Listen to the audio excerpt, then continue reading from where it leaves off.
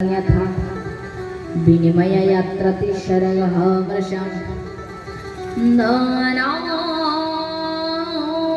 सेनं सदा निरस्तं कुहकं सत्यं परम धीमहि निगमं कल्पतरोर्गलितं फलं सुखमुखोऽयं मृतो द्रवसंयुतं पीबतं भगवतं रसमालयं मोहरं रसिका भुवि भावुका। गदुबिया जी महाराज ने बड़े सुंदर भागवत का मंगलाचरण की है और प्रथम श्लोक में उन्होंने सत्य की वंदना की है। सत्यम परम धीमहि, सत्य स्वरूप सत्य का वंदना करते हैं। निगम माने वेद, श्रीमद् भागवत वेद स्वरूप कल्पवृक्ष का पका हुआ फल है और इसमें न गिठले न छिलके है, केवल भागवत रस ही रस है। कृष्ण कथा रूपी रस भागवत में और मुहुरम रसिका भूमि भावुका, इसका पान करे। भागवत जैसे 10 रुपया में 9 रुपया है, 8 है, 7 है, 6 है, 5 है, 4, 3, 2, 1। ठीक, तो भागवत जी भागवत श्रीमद् भागवत कथा पंचम पुरुषार्थ प्रेम सोचो 10 रुपया और उसके 9 रुपया है मोक्ष और उसके 8, 7 वगैरह है रिद्धि सिद्धि।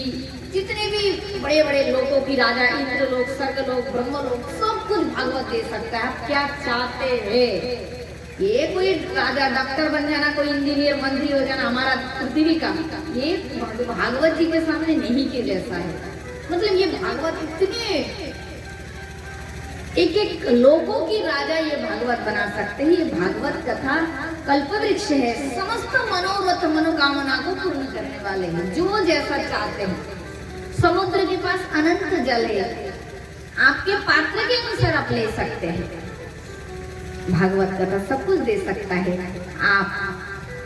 आपकी इच्छा के अनुसार आपको क्या चाहिए, तो भागवत कथा आपकी मनोकामना उस हिसाब से पूर्ण करते हैं। किंतु हमें कल्पवृक्ष का जिस प्रकार सेवन करने से कल्पवृक्ष मन इच्छा पूर्ण करते हैं, तो भागवत कथा की सेवन करना पड़ेगा। सेवन नहीं करेंगे और फल चाहेंगे तो नहीं होगा। इसके आगे सूत मुनि ने 24 अवतार की कथा सुनाया। सो ये च प्रथमं देव कौमार सर्वमास्तितं चचार दुश्चर्य ब्रह्म ब्रह्मचर्य अखंडितम। भगवान के शरीर से प्रथम ब्रह्मा जी के पुत्र सनकादि ऋषि का आविर्भाव हुआ। द्वितीय में वराह, तृतीय में हंस, चौथे में हयग्रीव भगवान का अवतार। 5वें से नारद, नारायण, कपिल, दत्तात्रेय, यज्ञ, ऋषभ, पृथु, मत्स्य, कूर्म, धन्वंतरि, महिनी, नृसिंह, वामन, परशुराम, व्यास, श्री रामचंद्र, बलराम, श्री कृष्ण, बुद्ध, कल्कि। ये भगवान के 24 अवतार हैं। और अंत में सूची ने यह भी कहा है कि अवतार असंख्य है, भगवान के अवतार असंख्य है। और उसमें एक जन सकला पुरुषम कृष्णस्त भगवान स्वयं इंद्राणी व्याकुलम लोकम मणियंती युगे। कृष्ण परिपूर्ण ब्रह्म है, क्योंकि राम भी ब्रह्म है, कृष्ण राम में कोई भेद नहीं। किंतु राम जी का इतना है कि वो मानव शिक्षा देने के लिए उन्होंने अपने भगवानत्व को, ऐश्वर्य को छिपा के रख दिया और कृष्ण ने परिपूर्ण भाव से प्रकट किया और कहा सर्वधर्मान परित्यज्य मामेकं शरणं व्रज। व्रज भाव से हे मानव, हे जीव, तुम मेरे शरण लो, क्योंकि मैं ईश्वर, मैं भगवान हूँ, तुम्हारा रक्षा करूंगा। अहम त्वा सर्व पापेभ्यं मोक्षयिष्यामि मे मा शुचम्। मैं तुझे मोक्ष दूंगा, परम शांति दान करूंगा, आ मेरे शरण में आ जा। तो राम कृष्ण दो एक के अंतर नहीं निमेश, इनके नयन गंभीर उनके चपल विशेष। दोनों एक ही। तो 24 अवतार के बाद कुरुक्षेत्र की कथा सुनाई। कुरुक्षेत्र की युद्ध में सब कौरव मारा गए और पांडव युद्ध में विजयी हुए। गुरु द्रोण के पुत्र अश्वत्थामा ने पांडवों के 5 पुत्रों को मार दिए। अर्जुन अश्वत्थामा को पकड़कर लाए और उसे दंडित, पांडवों ने दंडित किए। अश्वत्थामा कुपित होकर अभिमन्यु पत्नी उत्तरा जो गर्भवती थी उसकी गर्भ की ओर लक्ष्य करके ब्रह्मबाण चलाया। तब उत्तरा भगवान कृष्ण के शरण में गई। पाही पाही महायोगिन देव देव जगतपते। उत्तरा शरण ली तो गोविंद फिर से उत्तरा की गर्भ की मतलब पांडवों की कुल वंश की रक्षा की।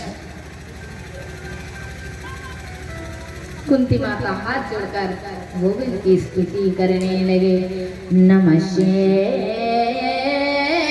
पुरुषायं तद्दायं ईश्वर प्रकृति पर अलक्ष्य सर्वभूतानां अंतरबाहिरं वस्थिता यथा परमहंसानि मुनिना ममलात्मना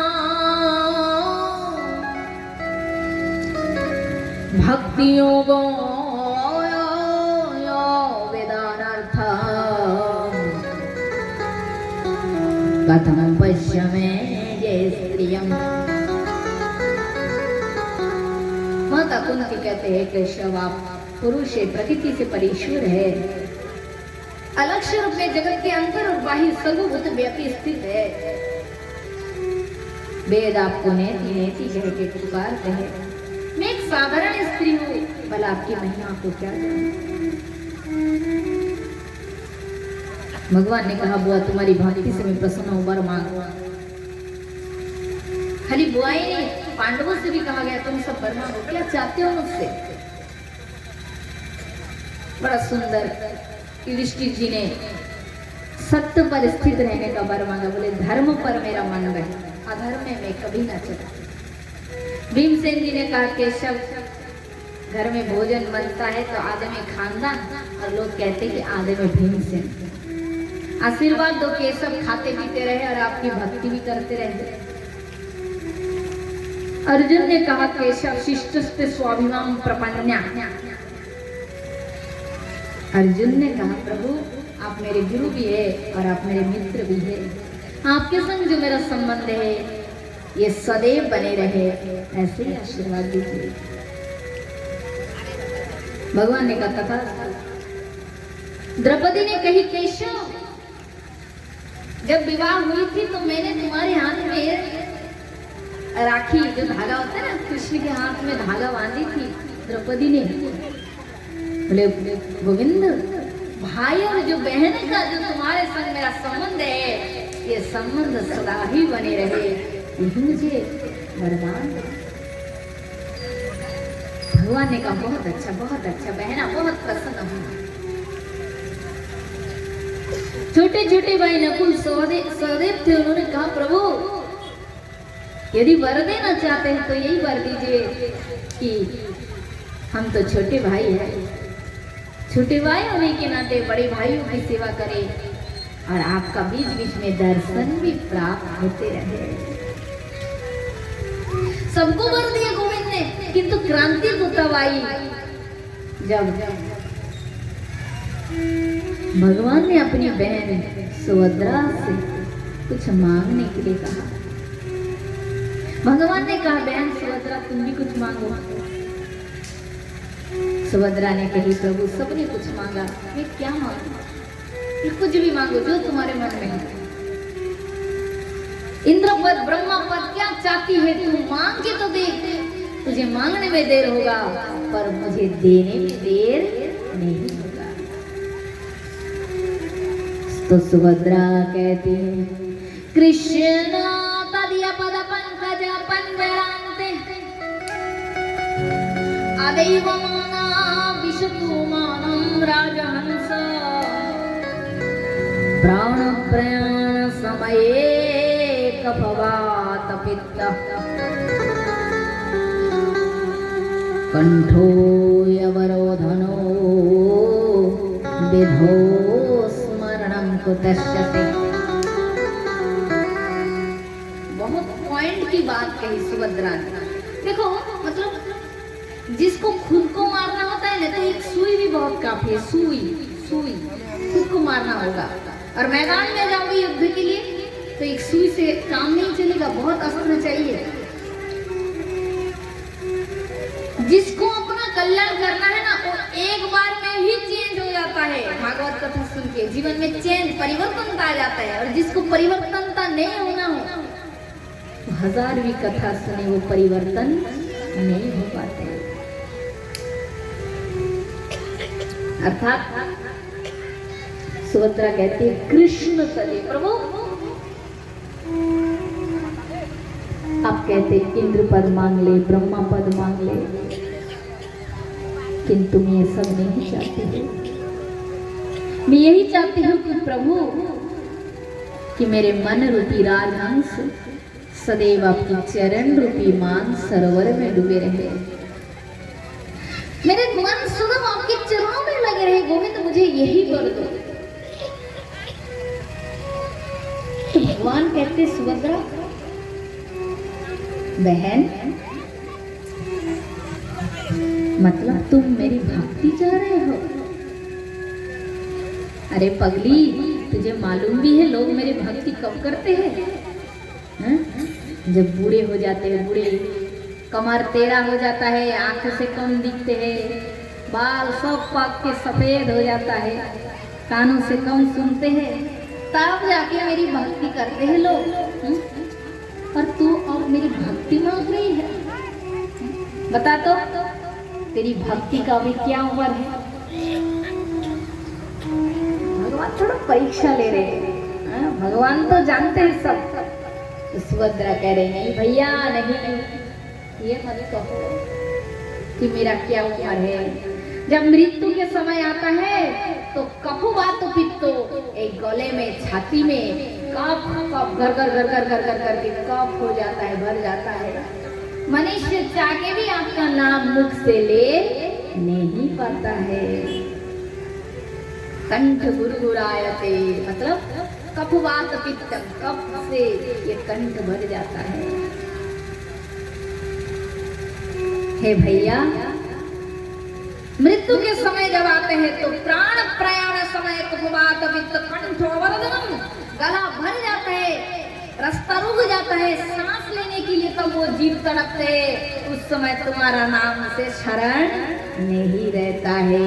इसलिए मुझे ये वर दो कि आज से अभी से ये मेरा मन तुम्हारे चरणों में लग जाए। क्योंकि जन्म जन्म मुनि जन्म जन्म मुनि जतन कराए अंतराम कहे आवत नाही शिवा के बिहारे दूर करो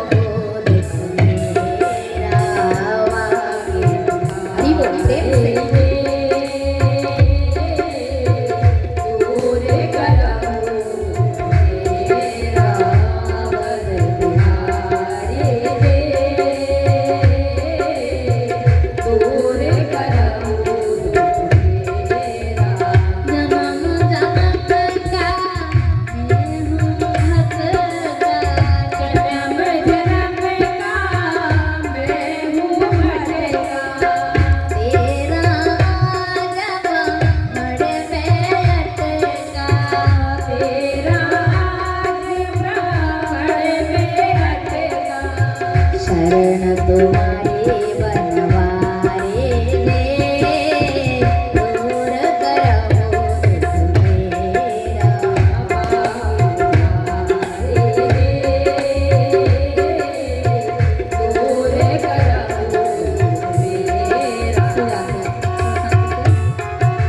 सबसे बड़ा दुख क्या है पता है? सबसे बड़ा दुख यही है कि हम जीव भगवान को भूल गए हैं। मातृ गर्भ में रहती है प्रत्येक जीव भगवान को ये वचन देता है, भगवान को वचन देता है कि मानव शरीर पाकर धरती पर जाऊंगा, पृथ्वी लोक पे जाऊंगा, प्रभु तुम्हारा नाम गुणगान करूंगा, तुम्हारा जय जयकार करूंगा। किंतु जब माँ के गर्भ से जन्म हो जाता है तो धीरे धीरे धीरे माया जाल में पड़कर भगवान को भूल जाते हैं, भगवान को दिया हुआ वचन भूल जाते हैं।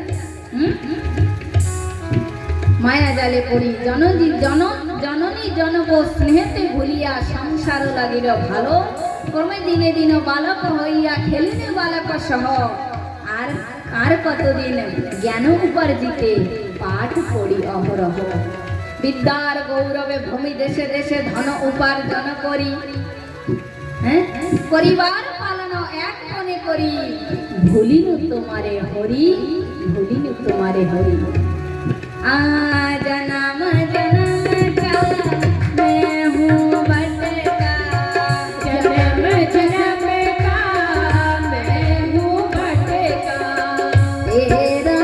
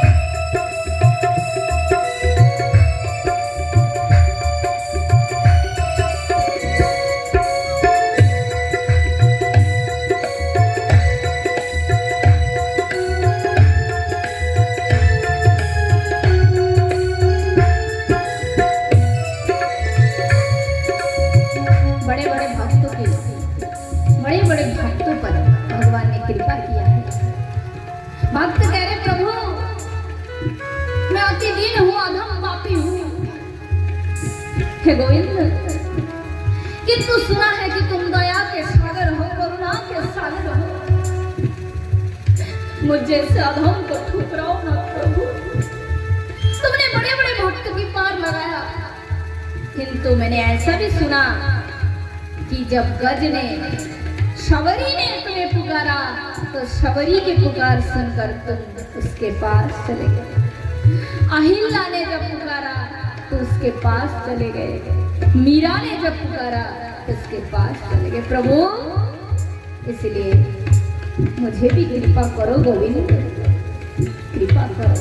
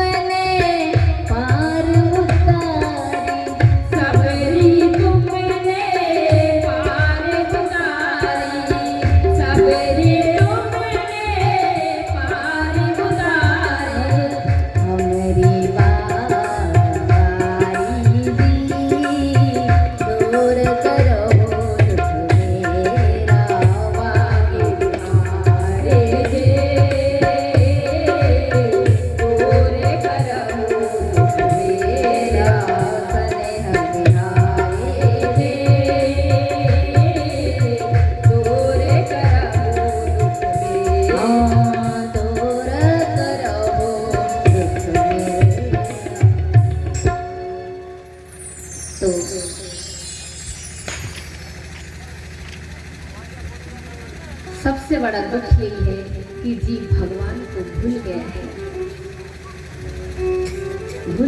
भगवान को उनका स्मरण करना है।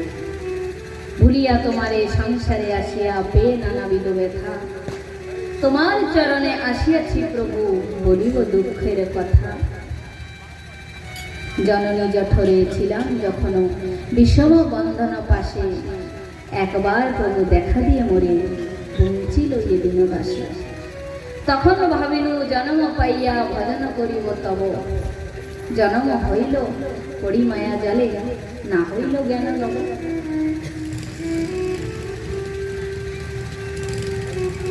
আদরের ছেলে স্বজনের কাল কোলে হাসিয়া কাটাইল কাল, জননী জনক স্নেহতে ভুলিয়া সংসার লাগিল ভালো।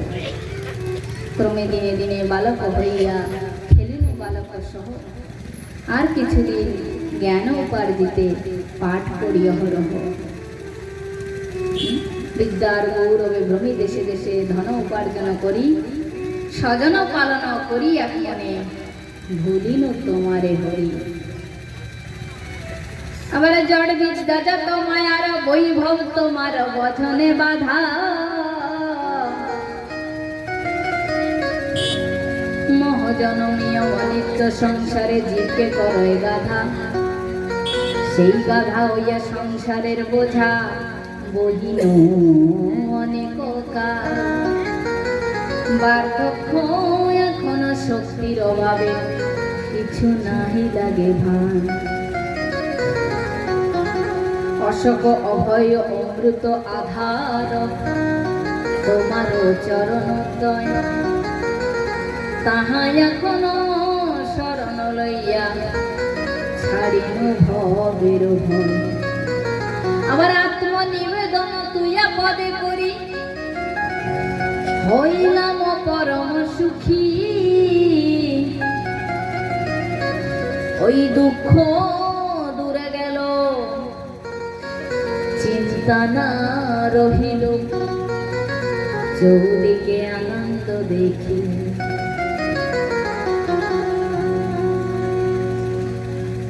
तो आत्मनिवेदन, स्वयं निवेदन भगवान के चरण में जब भक्त निवेदन कर देता है, जैसे हम भोग निवेदन कर देते हैं, भगवान के मंदिर में भोग चढ़ाते कि नहीं, तो भगवान का हो जाता है, भगवान का। तो जब हम खुद को भी भगवान को निवेदन कर देंगे तो क्या हो जाएंगे, भगवान का। हम आप सब भगवान के हो जाएंगे, और जिस दिन से भगवान का हो जाएंगे तो उनका जिम्मेदारी है, वो जैसे करेंगे, जैसे हो हमारा पालन करेंगे, हमसे क्या कराना है नहीं कराना है सब करेंगे, और इस संसार से फिर हमें अपने धाम अपने चरणों में भी ले जाएंगे, चरणों में ले लेंगे। तो वो सब उनकी जिम्मेदारी है, बस खुद को निवेदन करो।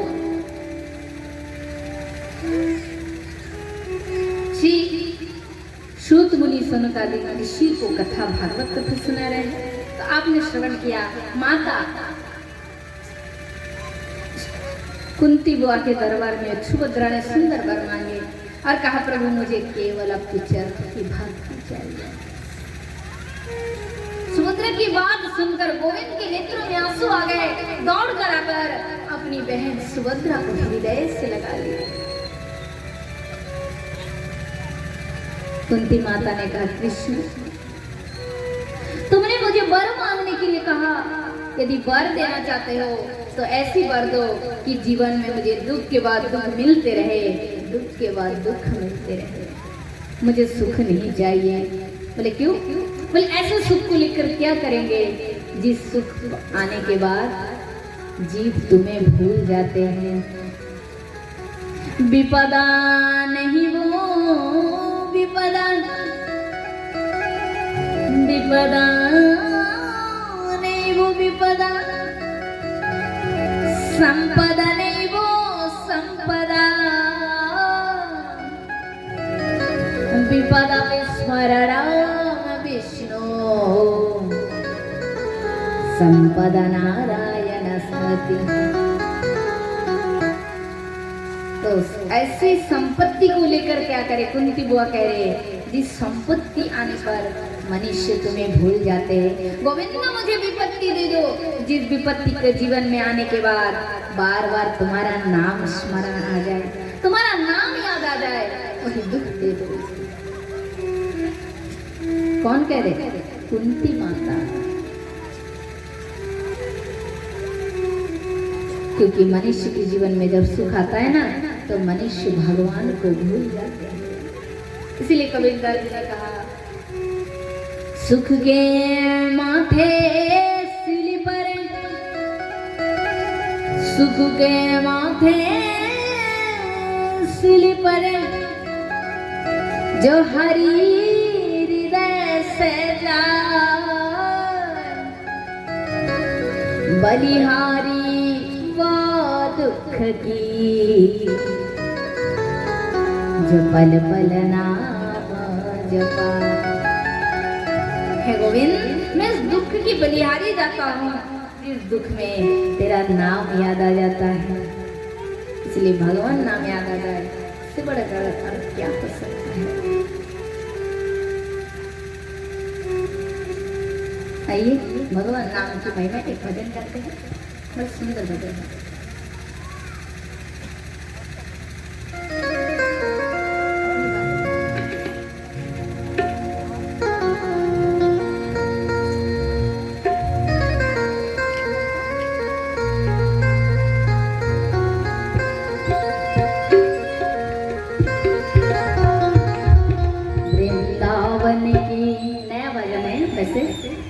फर्स्ट टाइम गा रहे हैं आपके सुनिए। वृंदावन की चलो इन कुंज गलिन में, वृंदावन की चलो इन कुंज गलिन में, खुशबू बिहारी जी के आते, वृंदावन के चलो इन कुंज गलिन में,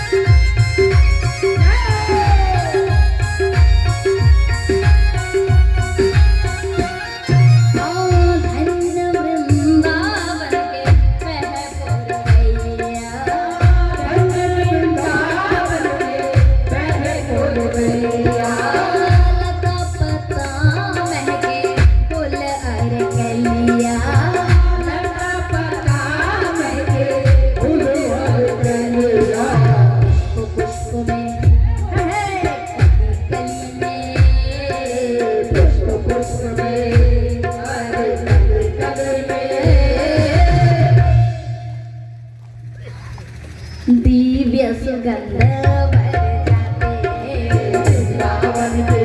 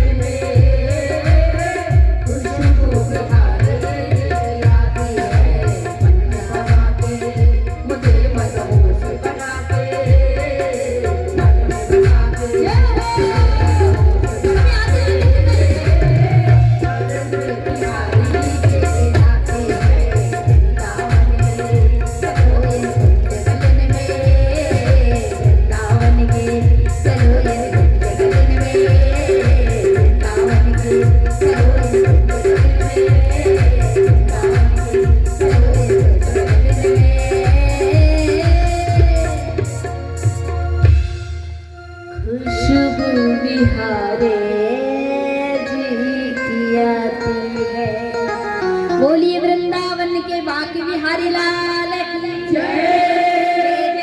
श्री राधे श्याम जी। तो एक पल लग रहा है कि हम बाकी बिहारी जी में ही हैं, क्योंकि ये भजन वहीं पे खूब चलता है, खूब ज्यादा। और मुझे ऐसे ही लग रही थी कि हम सब वृंदावन में ही हैं और एकदम उन्हीं के सामने भजन गा रहे हैं। एकदम ऐसा ही दिव्य महल बना था, सब ठाकुर जी की कृपा है। तो आइए कथा प्रसंग में आगे बढ़ते हैं। भजन तो बीच बीच में चलता ही रहेगा, है ना। श्री राधे राधे। भगवान श्री कृष्ण समस्त पांडवों को वरदान दिए, माता कुंती को कहा कि आपको ये दुख का वरदान मैं नहीं दे सकता, आप दूसरा कुछ मांगिए। तो उन्होंने भक्ति का वरदान मांगी है। इसके बाद पितामह भीष्म का देह का जो मृतदेह का संस्कार की है पांडवों ने। भगवान श्री कृष्ण पांडवों को पांडवों से विदा लेकर द्वारिका प्रस्थान किया।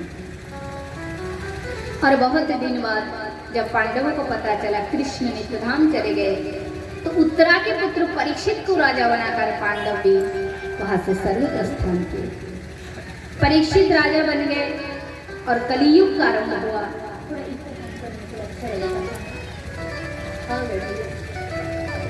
थोड़ा कथा में पीछे कम कर दीजिए, भजन में थोड़ा। तो श्रीमान परीक्षित जी राजा बने हैं। कलियुग का आरंभ, कली जो कि राजवेश से परिचित होकर वो धरती माता गाय रूप में और धर्म बेल के रूप में उनके ऊपर अत्याचार कर रहे थे। परीक्षित जी ने विचार किया, हमारे राज्य में इतना बड़ा पाप करने वाला कौन हो सकता है, हो ना हो यही वो कलियुग होगा। तब परीक्षित जी ने कली को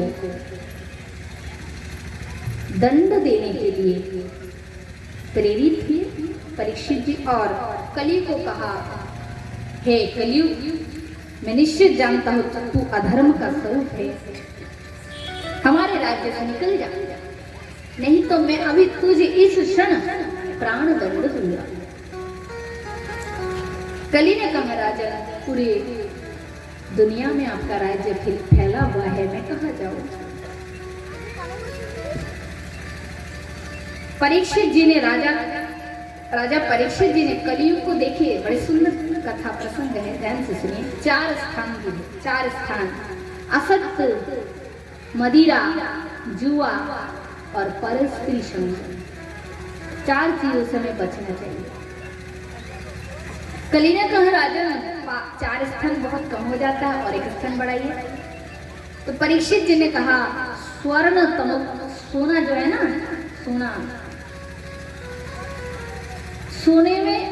सोना तमोगुण है, इसलिए सोने में तुम्हारा वास हो, किंतु स्वर्ण, कौन से स्वर्ण? अधर्म पाप से कमाए हुआ सोने में कली का वास रहता है। क्यों? क्योंकि धातु में सर्वश्रेष्ठ है सुवर्ण, सोना, और सोने में भगवान का वास है। इसलिए धर्म से सत्कर्म से कमाए हुआ सोने में नहीं, अधर्म से कमाए हुआ सुवर्ण में, छल कपट वाला सोने में कली का वास रहता है। ये कहकर परीक्षित जी वहां से प्रस्थान किए। एक दिन राजा शिकार खेलने गए। शिकार खेलते खेलते बहुत प्यास लग गया। जल गिरते हुए वे समीप मुनि के आश्रम में पहुंचे। प्रार्थना की मुनि से, मुझे थोड़ा जल दीजिए, किंतु समीप मुनि समाधि में होने के कारण परीक्षित के कहना वो सुन नहीं पाए। परीक्षित जी के मस्तक पर सोने का मुकुट था, जो कि राजा जरासंध का था। भीमसेन ने जरासंध को मारकर उस मुकुट को ले लिया था, और आज दैववश परीक्षित जी उसी मुकुट को धारण करके शिकार खेलने गए। इसी भाग्य की खेल तो देखिए। कली परीक्षित के मस्तक पर बैठ गए, परीक्षित की बुद्धि को नष्ट कर दिया, और इतने धर्मवान राजा परीक्षित समीप मुनि को कोई पाखंडी समझकर उन्हें मारने के लिए चल पड़ा। फिर सोचा, नहीं, ऐसे मारने से ठीक नहीं होगा। मरा हुआ सांप पड़ा था, उसे उठाकर मुनि के गले में डाल दिया। घर चले आए, और इस बात को जब समीप मुनि को पता चला, उन्हें बहुत दुख हुआ। अरे किंतु सबसे बड़ा दुख तब हुआ जब उन्हें इस बात का पता चला कि उनके पुत्र श्रृंगी ने परीक्षित जी को श्राप दिया कि आज से 7 दिन बाद तक्षक नाक काटने से राजा की मृत्यु हो जाएगी। इति लंकितम मर्जानं तक्षकं सप्ताह महीने दंशन्ति स्म कुलांगरम चरितो निततु।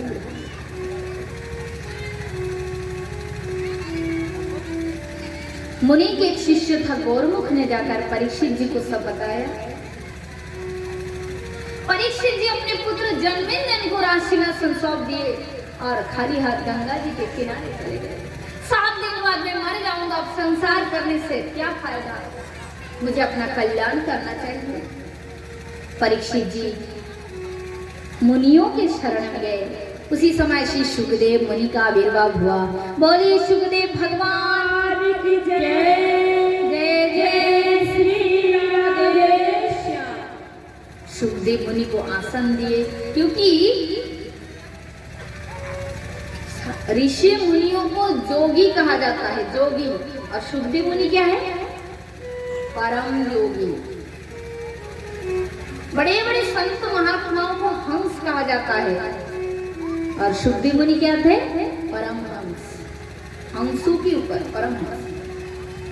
एतस्मात् परम किंचिन मन शुद्धेन विद्यते, जन्मांतरे भवेत् पुण्यं तदा भागवतं शस्त्र लभेते। एतान् संस्मरत् पुरुषः शब्द सिद्धन्ते वैग्रा, किं पुनः दर्शन स्पर्श पाद शोच सनाभ्यते। चरण पूजा किए परीक्षित जी ने हाथ जोड़कर प्रश्न किया, 7 दिन बाद मेरा मृत्यु हो जाएंगे, मेरे कल्याण के लिए उपाय कीजिए। सुखदेव मुनि ने कहा, परीक्षित निद्राय हियते नत्तन व्यावचन व्यावया दिवाचर ते है राजन कुटुंब में भरने नवा। मनुष्य जीवन कैसे बीतरे? दिन भर कुटुंबों की पालन के लिए अर्थ कमाना, और रात होते ही खाना पीना करते निद्रा का आश्रय सोना, और पूरी रात निद्रा में बीत जाते, फिर दिन होते कमाते, फिर थक के खा पी कर सो जाते। ऐसे एक जन्म नहीं जन्म जन्म बीतते जा रहे हैं, किंतु मनुष्य का कल्याण नहीं हो रहा है। जिनको कल्याण की इच्छा है उन्हें चाहिए कि तस्मात् भारत सर्वात्मा भगवान ईश्वर है श्रतव्य कीर्तितव्यश्च स्मरोतव्यश्च। कितनी बार और जन्म लोगे? हर जन्म में ऐसे माता पिता भाई बंधु परिवार परिजन, एक कबूतर, वो भी एक कबूतरी की प्रेम में फंस जाता है और सोचता है कि यही मेरा सब कुछ है। एक सूकर गंदे ड्रेन में पड़े हुए नाले की नर्दमा चीज को खाता है और सब सोचता है कि मैं इंद्र हूँ, मेरे जैसे सुखी संसार में कोई नहीं।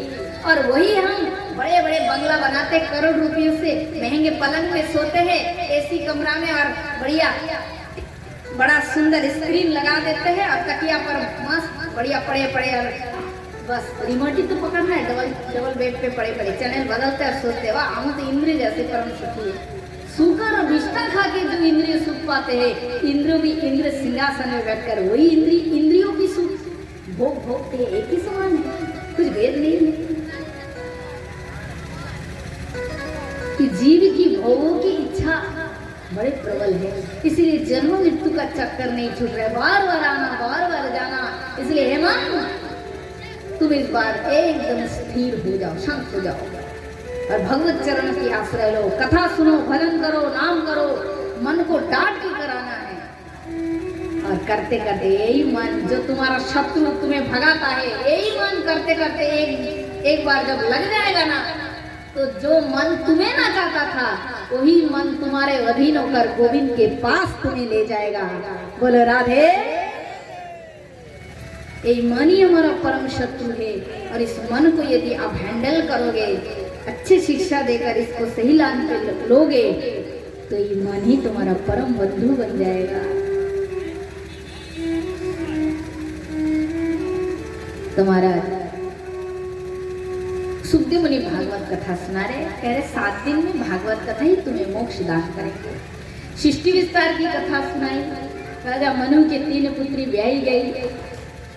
प्रथम तो कर्दम मुनि, दूसरी प्रसूति जो दक्ष प्रजापति, और आहुति की विवाह प्रजापति रुचि से हुई।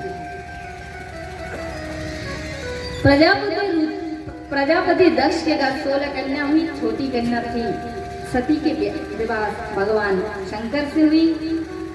दक्ष जी शिव जी से शत्रुता बांध ली जमाई से, इसलिए सती ने पिता के यज्ञ कुंड में ही अपनी देह त्याग कर दिया। वही सती दूसरे जन्म में हिमालय की पुत्री पार्वती के रूप में जन्म ली।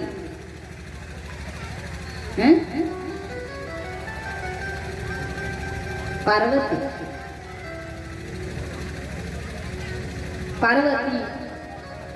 जब ते उमा पार्वती हिमालय घर आई, नारद समाचार सब पाए, गिरिगृह सकल सिधाए, अति आदर चरण प्रखालन किन्ना, मुनि जानी सादर आदर किन्ना। रामायण की चौपाई। नारद मुनि पार्वती को देखकर आनंदित हुई, जगदम्बा का अवतार हुआ है। पार्वती माता ने भगवान शंकर को पति रूप में पाने के लिए तपस्या की है, और भगवान श्री राम की आज्ञा से शिव जी विवाह के लिए तैयार हुए। भोले बाबा, अब भोले बाबा को सजाने के लिए सब शिव जी के जो गण है ना तैयार हुए, और बोले बाबा आज तो शादी है, आपकी श्रृंगार करा दे। बोले हाँ कराओ। जोगी है ना भोले बाबा, मैंने देखो भगवान शंकर की गुण गाते हैं, भागवत जी में भी है, रामायण में भी है। जोगी जटिल अकाम मन नग्न अमंगल वेश, समस्त अमंगल को धारण करने के बाद भी भगवान शिव परम मंगलदायक है। ईश्वर जटा बांध लिए, कस के लंबा जटा बांध लिए, और देखे होंगे आपने वो जब शादी होते है ना तो दूल्हे को ऐसा सेहरा मतलब ऐसे फूलों की लड़ियां बांध देते हैं, दुल्हन और दूल्हा मुख देख नहीं पाएंगे शादी से पहले, विवाह के पहले। तो अब शिव जी के पार्षद के पास तो वो था नहीं, इसलिए चिकने चिकने सांप ले लिए और बढ़िया बांध दिए कस के सबकी पूंछ को एकदम और टंगा दिए शिव जी के मुंह के ऊपर। बोले बाबा चलो सेहरा का काम तो हो गया, अब वर को थोड़ा और सजाना, सजा धजा के तो लेंगे। दुल्हन के नगरी में बिच्छू लाए, कान की कुंडल बना दिए, चिकनी चिकनी सांप लाए, हाथ में चूड़ी कंगन बना दिए। बोले बाबा ये तो हो गया, अब वर को तो पाउडर वाउडर लगाते, हमारे पास तो कुछ है नहीं। एक शिव जी का गण पार्षद गया और स्मशान से गरम गरम भस्म लेकर आया, सारे शरीर पे लगा दिए, मल दिए बाबा की। ये तो हो गया। बोले अब देखो वर जो है भस्म लगा लिए, पाउडर का काम हो गया, साफ बाफ लगा के बढ़िया चूड़ी वगैरह, कान की कुंडल सब हो गया, किंतु वर का तो वस्त्र ही नहीं है, नग्न वेश में कैसे जाएंगे शादी करने, सब हंसी नहीं करेंगे। तो एक गण क्या किए, बागंबर है ना, बागंबर जानते हैं ना, बाघ का छाल, वही लाए और बाबा के कमर पे लिपट दिए, किंतु वो बहुत सख्त होता है, जैसे लिपट दिए बाबा के कमर पे तो नीचे गिर जाता है। माता पार्वती आ रही, एक बार ताली से स्वागत करें।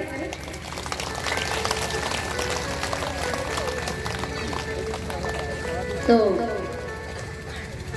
एक गण ने क्या किया, ये तो बागंबर नीचे गिर जाता है, एक सांप ला लिए और कमर में उस बागंबर के साथ कस के बांध दिए।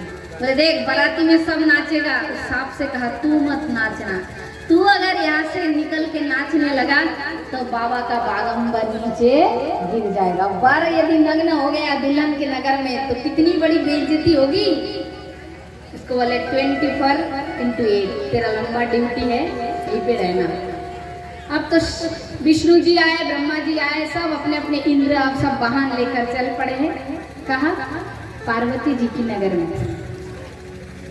और भोले बाबा नंदी पे बैठे, किंतु भोले बाबा के साथ बाराती कोई नहीं है। विष्णु जी ब्रह्मा जी सब आगे आगे चल दिए। तो एक पार्षद ने कहा बाबा अपने समाज में अपने को खुद को अच्छा दिखता है, हमारे दल को बुला ले क्या। भोले बाबा ने कहा बोला। अब तो एक गण ने इशारा किए पूरे दुनिया के भूत पे, तो आ जाओ आज हमारे सरदार के मालिक की शादी है, सब आ जाओ। सब बढ़िया बाराती बन के आगे आगे चल पड़ो, आगे आगे डोलते रहो। जैसे ही एक पार्षद गण ने बुलाया पूरे दुनिया के भूत प्रेत आ गए। रामायण में आते हैं वर्णन, किसी के खाली एक पेट है, किसी के खाली एक आंख है, किसी के एक नाक है, किसी के खाली कान है, कोई बहुत पतला है, कोई बहुत मोटा है। पूरी दुनिया के भूत आ गए, अफ्रीकन भूत आ गए, काले काले। अब विदेश के जो भूत होते सफेद सफेद एकदम 10 फुटिया, चाइना के भूत आ गए 1.5 फुटिया, सारे भूत इकट्ठे हो गए। अब अफ्रीका की भाषा में और चाइनीज अपनी भाषा में बकर बकर एक जगह जगह इंद्रू किंद्रू मिंद्रू सब बोल रहे हैं, आपस में सब लड़ाई शुरू हो गया भूतों में, किसकी भाषा किसी को समझ नहीं आता है।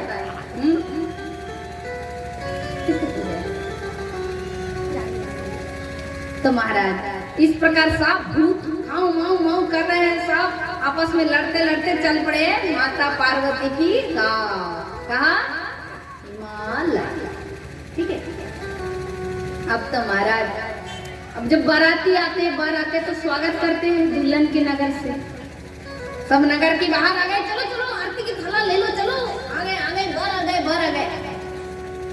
विष्णु जी को देखकर बोले वाह क्या बर है, वाह कितना सुंदर। विष्णु जी ने बोला नहीं मैं बर नहीं, मैं तो बाराती थी, बर पीछे। ये क्या कहते हैं जिसका बाराती इतना सुंदर तो बर कैसा होगा। अब तो महाराज सब देवताओं की खूब आदर खातिरदारी जत्न हुआ। पीछे से आ गए बकड़म बम बोल बम बकड़म बम करके सारे भूत प्रेत आ गए डमरू बजाते हुए। सारे लोग भयभीत हो गए, डर बोले ये क्या है। छोटे छोटे बच्चे कह रहे ऊपर क्या देख रहे हैं, नीचे तो देखो। सब आ गए बकड़म कितने सब दांत, कितने बड़े बड़े दांत, इतने बड़े बड़े पेट, आंख लेके सब आ गए, भूत प्रेत हाथी के ऊपर, घोड़े के ऊपर, सब अपने प्राण बचा के भागने लगे, बचाओ बचाओ। सारे दुखी हो गए, ये कैसा वर है। तन छार ब्याल कपाल भूषण नगन जटिल भयंकर, संग भूत प्रेत पिशाच जोगिनी विकट मुख रजनी चरा, जो जियत रही बरात देखत पुण्य वर देहि अगर सही, देहि सो ऊहा विवाह घर घर बात असिनर कन गई, बात असिनर कन गई, बात असिनर कन गई। सब आपस में वर की कथा कहने लगे। फिर नारद मुनि ने सब बताया, शोक मत करो, पार्वती जी के माता को बुला, ये तो स्वयं भगवान है शंकर, और माता तो स्वयं जगत माता। आइए, बाबा की विवाह हो रहे, बड़े सुंदर। हम भी थोड़ा बाबा की विवाह में आनंद करते।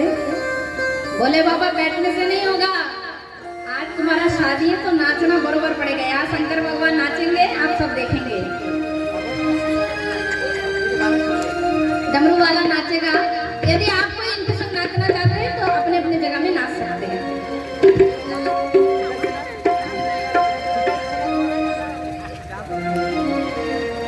शिव अद्भुत। कौन कौन नाचेगा? माता लोग बाबा की शादी में देखो, भोले बाबा की शादी में नाचना भाग्य मिलता है। अब पार्वती जी और बाबा भी नाचेंगे।